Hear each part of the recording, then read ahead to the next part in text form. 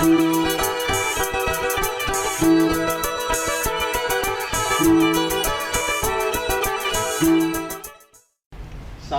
Bapak Ibu Saudara yang kekasih dalam Tuhan kita Yesus Kristus. Berkat Tuhan hari ini saya ambil dari Injil Matius pasal yang ke-13 ayat yang ke-44 sampai ayat yang ke-46 dengan berikut perumpamaan tentang harta terpendam dan mutiara yang berharga. Hal kerajaan surga itu seumpama harta yang terpendam di ladang, yang ditemukan orang lalu dipendamkannya lagi. Oleh sebab sukacitanya pergilah ia menjual seluruh miliknya, lalu membeli ladang.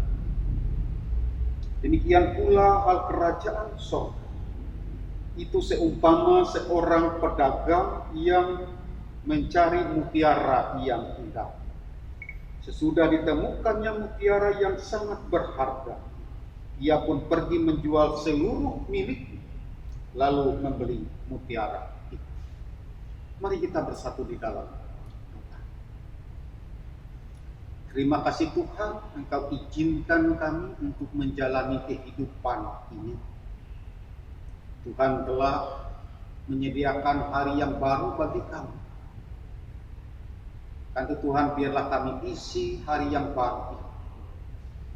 Kami awali dengan mendengarkan serta merenungkan firman-Mu. Kiranya Tuhan, Engkau terangi hati dan pikiran kami, agar kami dapat memahami, mengerti, dan melakukan firman-Mu. Di dalam Yesus Kristus kami berdoa. Amin. Bapak Ibu Saudara yang kekasih dalam Tuhan kita Yesus Kristus, Salam. Setiap orang mempunyai pilihan untuk mencari sesuatu yang berharga di dalam hidupnya. Ada orang yang menginginkan bisnis sukses. Ada orang yang menginginkan hidupnya kaya raya. Ada orang yang mendambakan kekuasaan dan jabatan penting di sebuah instansi. Ada orang menginginkan studinya berhasil. Ada orang ingin menjadi politikus. Ada orang ingin menjadi ilmuwan terkenal. Masih banyak lagi jika kita mau mendaftarkan tentang hal yang berharga di dalam hidup seseorang. Untuk mencapai tujuan ini, tentunya orang harus berjuang, harus berusaha dengan giat, dengan semangat, dengan kerja keras, dengan harapan ia pada saatnya nanti akan berhasil mencapai tujuannya. Saudara yang kekasih dalam Tuhan kita Yesus Kristus, tujuan tersebut tidak salah. Ketika orang ingin sukses dan lain sebagainya. Tetapi harus diingat, ketika kita sibuk mengejar perkara-perkara jasmani, sehingga kita melupakan atau mengabaikan perkara yang rohani. Yang tentunya perkara rohani itu lebih berharga dan mulia. Karena itu dalam kehidupan ini harus ada keseimbangan antara hal duniawi dan yang rohani. Harta, benda, kekuasaan, jabatan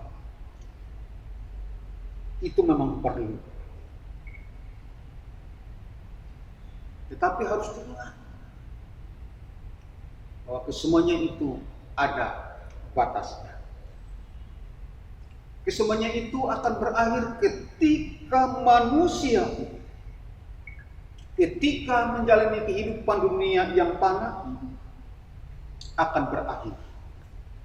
Artinya jabatan, pangkat dan lain sebagainya itu merupakan sementara saja.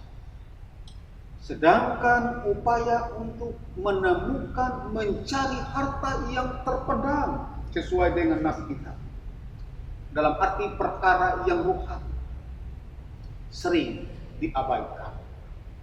Padahal Bapak Ibu Saudara yang kekasih dalam Tuhan kita Yesus Kristus, hal kerajaan surga adalah paling utama, paling berharga dan bersifat kekal. Hal kerajaan surga menurut Yesus seumpama harta terpendam dan mutiara yang indah. Mutiara tersebut merupakan suatu hal yang sangat berharga, sehingga orang rela menjual apa saja yang dimiliki sebelum hanya demi untuk mendapatkan mutiara yang tak bernilai harganya itu. Sehingga ia berani meninggalkan yang lain. Meskipun yang lain itu mungkin masih diperlukan, tapi sifatnya hanya sebagai pendukung. Dan yang paling tinggi nilainya adalah kerajaan surga. Karena itu Bapak Saudara yang kekasih dalam Tuhan kita Yesus Kristus, melalui nas ini mau menegaskan kepada kita, carilah yang paling berharga. Dan itu yang diingatkan oleh Yesus dalam Matius pasal 6 ayat yang ke-33 mengatakan, mengingatkan kepada kita, tetapi carilah dahulu kerajaan Allah dan kebenaran, maka semuanya itu akan ditambahkan kepadamu. Saudara yang kasih dalam Tuhan kita Yesus Kristus, Tuhan Yesus telah menawarkan tiket yang menjadi jalan keselamatan manusia. Karena itu jadikanlah sebagai tujuan hidup kita yang paling berharga. Hidup damai di tangan Allah dan hidup yang kekal.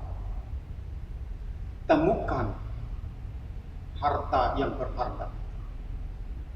Miliki harta yang berharga, yakni kerajaan surga. Amin.